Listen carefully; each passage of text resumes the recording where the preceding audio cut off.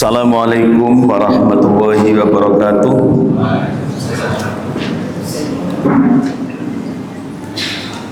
Alhamdulillahirabbil alamin wassalatu wassalamu ala asyrafil anbiya wal mursalin nabiyina Muhammadin wa ala alihi washabihi ajmain. Asyhadu an la ilaha illallah wahdahu la syarikalah wa asyhadu anna Muhammadan abduhu wa rasuluhu la nabiyya ba'da. La haula wa la quwwata illa billah. Allahumma iftah lana hikmataka wa ansur alaina rahmataka min khazaini rahmatika ya arhamar rahimin. Rabbi shrah li sadri wa yassir li amri wahlul 'uqdatam min lisani yafqahu qawli.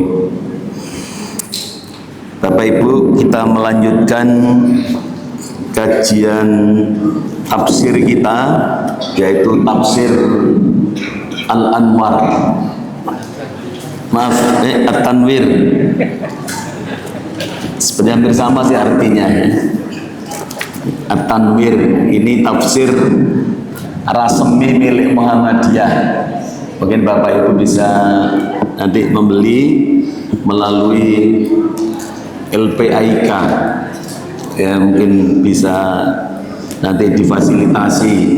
Kalau nggak bisa langsung, biasanya kredit boleh, potong gaji, ya. Tapi biasanya banyak yang nggak mau, mintanya gratis. Saya berharap LPAIK nanti bisa mensponsori, cari donasi, bisa dibelikan untuk para dosen dan teknik. Bapak Ibu, kita lanjutkan. Kita masih membahas surat Al-Fatihah. Nah, kita sekarang masuk yang di bagian 2, nama-nama surat Al-Fatihah. Surat Al-Fatihah ini memiliki beberapa nama. Ada 4 nama ya dalam surat Al-Fatihah ini. Pertama disebut Al-Fatihah. Mengapa dinamakan Al-Fatihah? Karena merupakan pembuka dalam Al-Quran dan dalam susunan surat-surat di dalam Al-Quran. Surat Al-Fatihah terletak pada urutan pertama dalam surat Al-Fatihah, sebagaimana yang disebutkan oleh Ibnu Jarir At-Tabari dalam tafsirnya yang menjelaskan bahwa surat ini disebut Fatihatul Kitab karena surat ini menjadi pembuka Al-Quran atau Alkitab. Dalam setiap kita sholat juga diawali dengan Al-Fatihah. Jadi pertama adalah disebut Al-Fatihah. Yang kedua disebut dengan Ummul Kitab, atau ada yang nyebutnya Ummul Quran. Ummul Kitab atau Ummul Quran itu artinya adalah induk dari Al-Quran. Surat ini dinamakan dengan Ummul Kitab atau Ummul Quran karena surat ini mengandung tujuan pokok dalam Al-Quran, seperti pujian terhadap Allah. Ini isi-isinya ya. Pujian terhadap Allah, penetapan ketuhanan, perintah beribadah kepada Allah, dan larangan berbuat maksiat, permohonan hidayah dan kekokohan iman kepadanya, berita tentang kisah-kisah umat terdahulu, berisi tentang umat yang memperoleh kebahagiaan dan umat yang celaka dan sebagainya. Dengan demikian surat Al-Fatihah ini adalah bagaikan induk dari surat-surat yang lainnya. Jadi menjadi pokoknya. Sudah menjadi adat istiadat dalam bangsa Arab menamakan sesuatu yang cakup berbagai macam unsur yang sangat pokok disebut dengan ya, atau ummu, seperti disebut dalam Ummul Qura ya, di Madinah itu ada perguruan tinggi namanya adalah Ummul Qura ya, berarti di situ adalah induk kampung ya, sesuatu yang sangat penting karena meliputi beberapa kampung yang ada dalam Arab. Jadi sesuatu yang sangat penting itu di Arab disebut dengan ummu ya, itu ya, atau ya, ummu. Ini yang kedua. Yang ketiga disebut juga as-sab' al-masani, 7 yang diulang-ulang. Ini nama yang ketiga. Surat ini disebut dengan as-sab' al-masani karena Al-Fatihah terdiri dari 7 ayat yang dibaca berulang-ulang pada sholat baik sholat wajib maupun dalam sholat sunnah ya. Sholat tidak dianggap sah apabila tidak membaca surat Al-Fatihah, sebagaimana kemarin sudah saya sampaikan sabda Rasulullah SAW, la sholata liman lam yaqra bi fatihati, tidak disebut sholat seseorang yang apabila tidak membaca Al-Fatihah dalam sholat. Jadi Al-Fatihah menjadi wajib dibaca dalam setiap sholat. Karena adanya keharusan untuk membaca Al-Fatihah pada setiap sholat, maka nama as-sab' al-mathani diambil dari firman Allah dalam surat Al-Hijr ya, yang bunyinya adalah walaqad atainaka sab'am minat thamani wal qur'anal adzim. Sungguh kami benar-benar menganugerahkan 7 ayat yang dibaca berulang-ulang dalam Al-Quran yang agung. Nah, itu dasarnya. Yang keempat, Al-Fatihah juga disebut dengan Al-Asas, yaitu surat ini merupakan asas dari Al-Quran. Apa asas itu? Asas sama dengan pondasi, dan merupakan surat yang mengawali dalam Al-Quran. Jadi Bapak Ibu, kalau kita lihat tadi dari nama-nama tadi ini, kira-kira apa yang bisa kita refleksikan dalam kehidupan kita? Bahwa Al-Fatihah ini sebenarnya kalau kita mau merefleksikan secara pribadi, ya bukan isinya tadi, sebenarnya kalau saya membacanya itu begini, merefleksikan bahwa umat Islam itu harus bisa menjadi seperti surat Al-Fatihah. Bisa dipahami kata-kata saya.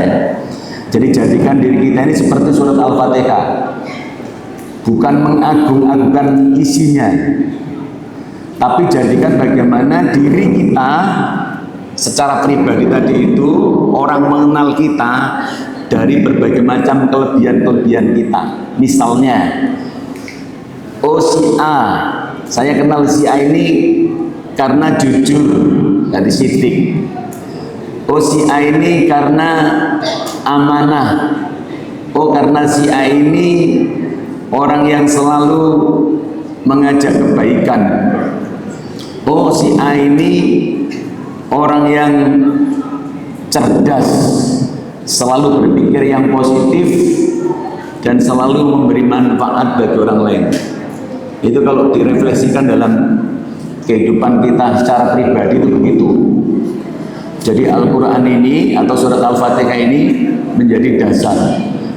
Boleh juga kita jadikan sebagai refleksi dalam kehidupan kita itu, misalnya bahwa keberadaan kita dalam suatu tempat dimanapun kita berada selalu menjadi orang yang selalu dibutuhkan oleh orang lain. atau bahasa Rasulullah itu adalah orang yang selalu memberi manfaat. Khairun nas anfa'uhum linnas. Nah, ini kesimpulan saya sementara ya. Yang ketiga, jumlah ayat dan hukum membaca basmalah dalam Al-Fatihah. Nah, ini juga banyak pendapat, nanti bisa kita jadikan sebagai pegangan kita. Para ulama Islam berpendapat bahwa surat Al-Fatihah terdiri dari 7 ayat. Yang kemarin sudah kita bahas di pertemuan pertama, bahwa 7 ayat itu diawali dengan apa kemarin? Basmalah. Jadi Bismillahirrahmanirrahim itu menjadi bagian dari surat Al-Fatihah. Namun terdapat perbedaan pendapat di kalangan ulama, apakah membaca Bismillahirrahmanirrahim termasuk bagian dari surat Al-Fatihah atau bukan termasuk surat Al-Fatihah. Jadi ada perbedaan pendapat dari beberapa ulama yang mengatakan tersebut. Nah, ini ada beberapa pendapat. Pendapat yang lebih kuat adalah pendapat yang mengatakan bahwa basmalah yang terletak pada surat Al-Fatihah itu termasuk bagian dari surat Al-Fatihah. Ya, kemarin sudah kita sampaikan ya. Jadi Al-Fatihah ini ayat yang pertama adalah Bismillahirrahmanirrahim. Dan Bismillah ini termasuk wajib ketika kita membaca Al-Fatihah. Nah, nanti ada perbedaan pendapatnya di sini. Dalam sholat, untuk memperjelas hukum membaca basmalah dalam sholat, berikut dikemukakan beberapa pendapat ulama mengenai hukum membaca Bismillahirrahmanirrahim dalam Al-Fatihah ketika kita sholat. Nah, di sini perbedaan pendapatnya. Dan nanti kita akan melihat ini. Para ulama berbeda pendapat mengenai hukum membaca basmalah itu. Ada yang berpendapat, ini pendapat yang pertama, bahwa bacaan Al-Fatihah dalam surat tidak dimulai dengan basmalah, tetapi langsung dengan membaca Alhamdulillahirabbil alamin. Ini pendapat yang pertama. Biasanya akan ada itu ya. Ya, biasanya orang, kalau ada orang yang tidak membaca basmalah, biasanya Alhamdulillahirabbil alamin, orang mesti di belakangnya makmumnya mengatakan Muhammadiyah, kan begitu, atau salapi, nah, seperti itu ya. Ini pendapat yang pertama. Pendapat yang kedua adalah menyatakan bahwa basmalah wajib dibaca dalam surat Al-Fatihah dalam setiap sholat, namun basmalah itu harus dibaca dengan suara yang nyaring, ya, suara yang tidak nyaring atau syiri, maupun pada saat Al-Fatihah itu dibaca secara nyaring atau jahar. Jadi pendapat yang kedua mengatakan bahwa membaca basmalah itu wajib, walaupun secara siri maupun secara jahar. Siri itu berarti nggak dibunyikan. Ini juga kadang-kadang ada orang Muhammadiyah juga ini. Misalnya begini, Bismillahirrahmanirrahim, baru Alhamdulillahnya dikeraskan, Alhamdulillahirabbil alamin. Makmumnya nemburi mesti ngomong nang ati, Muhammadiyah. Nah, begitu kan biasanya begitu ya. Jadi ini pendapat yang kedua. Pokoknya wajib, baik secara jahar maupun secara sir. Nah, ini pendapat yang kedua, Bapak Ibu. Nah, pendapat yang ketiga adalah di samping itu juga ada pendapat yang mengatakan bahwa basmalah itu harus dibaca secara nyaring pada saat membaca Al-Fatihah. Jadi harus nyaring. Nah, ini biasanya ada ya, Bismillahirrahmanirrahim, Alhamdulillah, itu mesti makmumnya nang buri mesti ngomong itu NU. Nah, gitu-gitu kan. Nah, basmalah dibaca secara sirih jika Al-Fatihah, ya, ini jadi ini adalah beberapa pendapat tadi itu. Nah, ini kesimpulannya di sini. Dari berbagai macam pendapat di atas, pendapat yang lebih kuat adalah, nah ini yang Bapak Ibu harus catat ini. Tadi ada berapa pendapat tadi? 3 ya. Nah, dari beberapa pendapat tersebut ada pendapat yang lebih kuat yang menyatakan bahwa basmalah merupakan salah satu ayat dalam surat Al-Fatihah. Jadi kita tadi sudah sepakat ya bahwa Al-Fatihah diawali dengan apa? Basmalah. Ya, udah paham tadi ya. Sebagaimana yang telah dikemukakan di atas atau pada waktu yang lalu pertemuan pertama. Pada saat Al-Fatihah dibaca secara nyaring dalam sholat, ini basmalah itu boleh dibaca secara nyaring dan boleh dibaca juga secara tidak nyaring. Ini pendapatnya lebih kuat.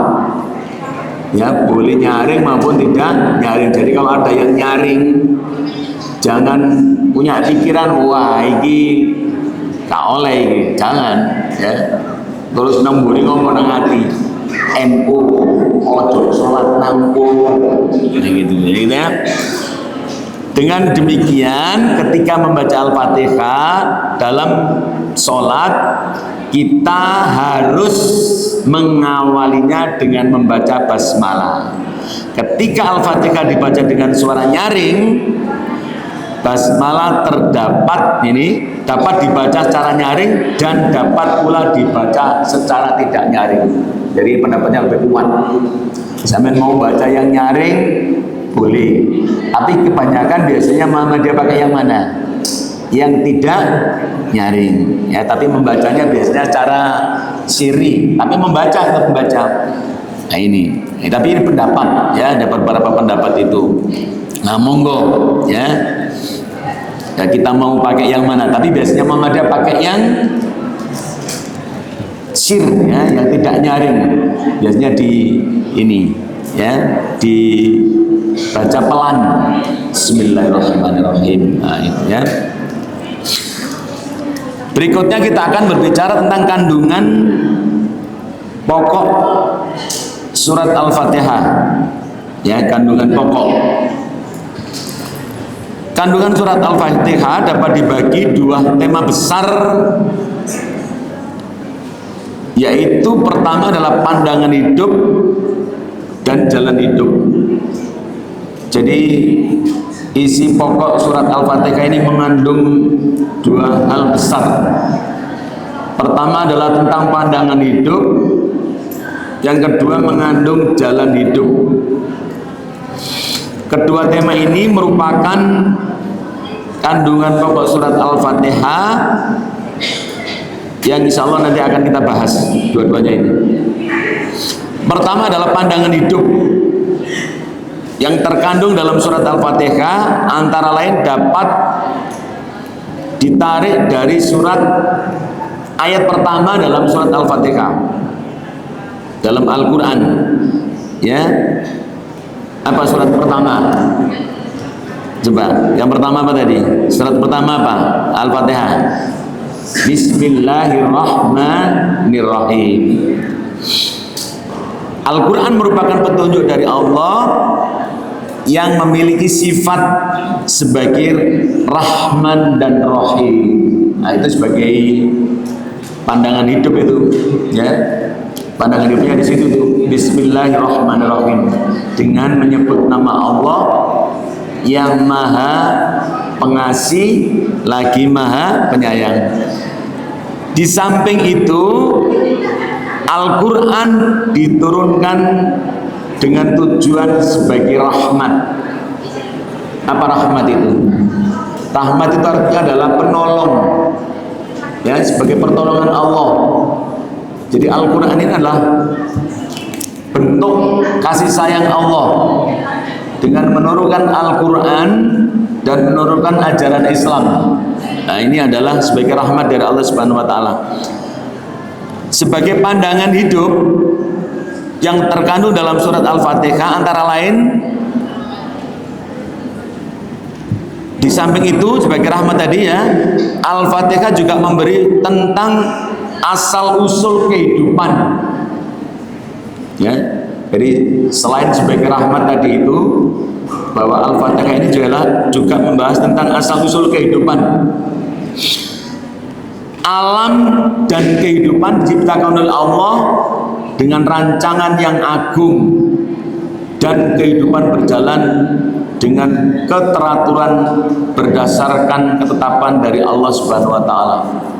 Jadi kalau kita membaca surat Al-Fatihah ini, kita juga harus membayangkan bahwa Allah telah menciptakan sebuah keteraturan dalam kehidupan ini yang mengatur sebagai alam semesta ini, yang Allah disebut sebagai apa kira-kira? Allah disebut sebagai apa? Rabbul Alamin, Rabbil Alamin. Allah sebagai Rabb, ya, sebagai Rabb itu. Jadi atau disebut dengan rububiyahnya Allah, bahwa Allah itu sebagai pengatur seluruh kehidupan. Ya, tidak ada kehidupan ini yang tidak diatur oleh Allah. Termasuk dalam kehidupan kita ini, bahwa setiap makhluk itu mempunyai yang namanya adalah takdir kehidupan. Wabil qadari khairihi wa syarrihi. Semua makhluk itu punya ketetapan dari Allah, ya, baik dan buruknya. Termasuk misalnya daun-daun yang berjatuhan, debu-debu yang berterbangan, ranting-ranting yang berguguran, semuanya adalah termasuk bagian dari apa? Ketetapan Allah. Batuk. Nah ini.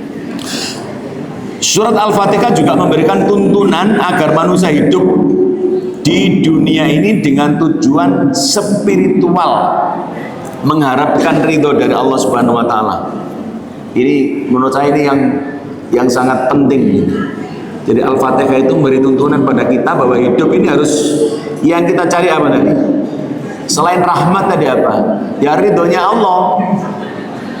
Jadi kan rahmat yang kedua, yang pertama, yang kedua apa tadi? Pertolongan.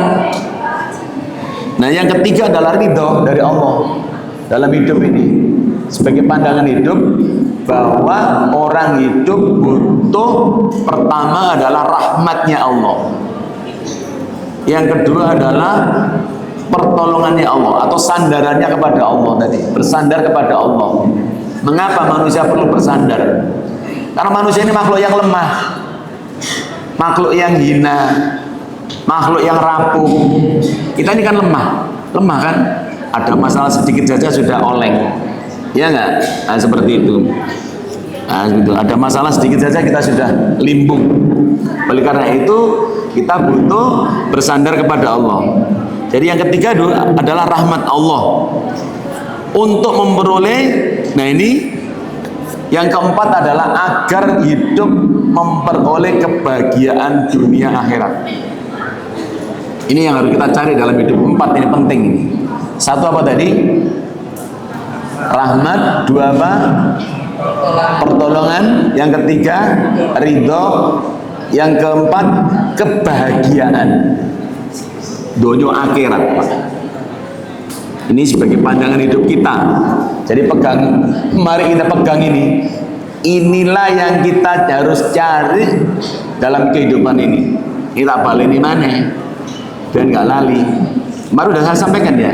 Sitik-sitik dieling-eling, sitik-sitik dilakoni. Tirukan bersama-sama. Sitik-sitik dieling-eling, sitik-sitik.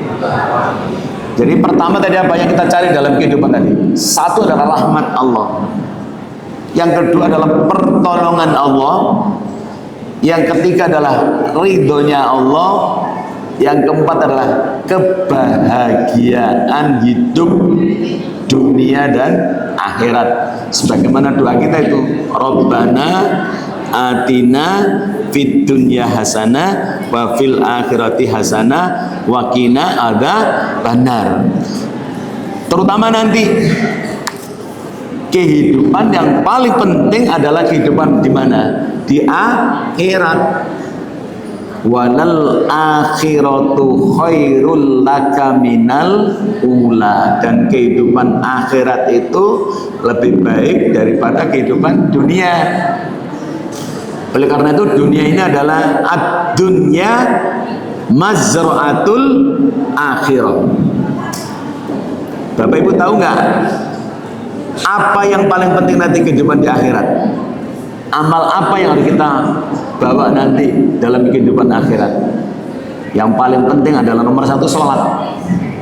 As-sholatu awwalu ma awwalu ma yuhasabu indal yaumal qiyamati as-sholat. Yang pertama nanti dihisab dari kiamat adalah sholat. In soluhat sairu amalu, in fasadat sairu amalu. Kalau sholatmu baik, kata Rasulullah, amalmu semua menjadi baik. Kalau sholatmu jelek, amalmu semua menjadi jelek. Nah sekarang pertanyaannya, Pak, sholat yang baik itu seperti apa? Bapak Ibu, ciri-ciri sholat yang baik ini tolong dicatat ya. Sholat yang baik itu pertama adalah ya harus dikerjakan di awal waktunya ya. Kerjakan sholat di awal waktunya, seperti tadi kita ini kan di awal waktu itu ya enggak gitu. As-sholatu ala waktiha. Yang kedua, sholat yang baik itu dikerjakan cara berjamaah. As-sholatul jama'ati afdolu min sholati fardhi bisab'in wa isrina darajat. Yang ketiga, dikerjakan dengan khusyuk. Khusyuk, tahu khusyuk ya? Khusyuk itu apa? Ya khusyuk itu berarti konsentrasi. Yang keempat, tumaknina. Apa tumaknina itu? Tumaknina itu ya ada jedahnya itu loh, tidak tergesa-gesa. Nah 4 ini kalau Bapak Ibu ya, ini kita ngomong kualitas sholat kita ya. Mudah-mudahan sholat kita ini mengandung 4 unsur ini. Satu apa tadi? Ala waktiha, tepat waktu. 2, berjamaah. 3, khusyuk. Ya, yang keempat apa? Tumanina. Nah, ada yang mengartikan khusyuk itu Bapak Ibu. Khusyuk itu diartikan ada 2. Khusyuk ketika kita melaksanakan dan khusyuk ketika setelah sholat. Apa cirinya orang itu kalau khusyuk setelah sholat? Bahwa sholat kita berdampak dalam perilaku sehari-hari kita. Itu khusyuk di luar sholat. Sebagaimana Allah berfirman, innas sholata tanha anil fahsai wal munkar. Ada lagi yang kedua itu dasarnya, wasta'inu bis-sabri was-shalah innallaha ma'as-sabirin. Nah itu khusyuk di luar sholat. Jadi kalau khusyuk dalam sholat itu berarti kita konsentrasi. Kalau kita takbir ya yang kita bayangkan Allah. Nah kalau di luar sholat tadi ada 2 ya. Apa tadi yang pertama tadi? Ya tadi itu, bahwa sholat kita berdampak pada sikap dan perilaku kita tadi itu. Bisa mencegah perbuatan keji dan mungkar. Dan sholat yang kedua adalah kita jadikan sebagai penolong dalam kehidupan kita. Bapak Ibu, saya kira untuk pertemuan hari ini kita cukupkan sekian, dan insya Allah akan kita lanjutkan pada pertemuan yang akan datang, yaitu tentang kita tadi membahas tentang pandangan hidup tadi ya. Tadi masih menyangkut pandangan hidup tadi. Ada berapa tadi pandangan hidup? Masih ingat tadi? Apa tadi yang harus kita kejar dalam hidup tadi? 1, rahmat. 2, pertolongan. 3, ridho. 4 kebahagiaan dunia akhirat. Sampeyan wis oleh apa ora itu? 4 ini. Ya nah. Terus tadi sholat tadi, kualitas sholat kita tadi diukur dari berapa tadi? 4. 1 ala waktiha, berjamaah, khusyuk, tumanina. Mudah-mudahan sedikit ini bisa menambah pengetahuan kita dan bisa kita praktekkan dalam kehidupan kita sehari-hari. Demikian yang bisa saya sampaikan. Subhanakallahumma wa bihamdika asyhadu an la ilaha illa anta astaghfiruka wa atubu ilaik. Nasrun minallah wa fathun qarib wa basyiril mu'minin. Assalamualaikum warahmatullahi wabarakatuh.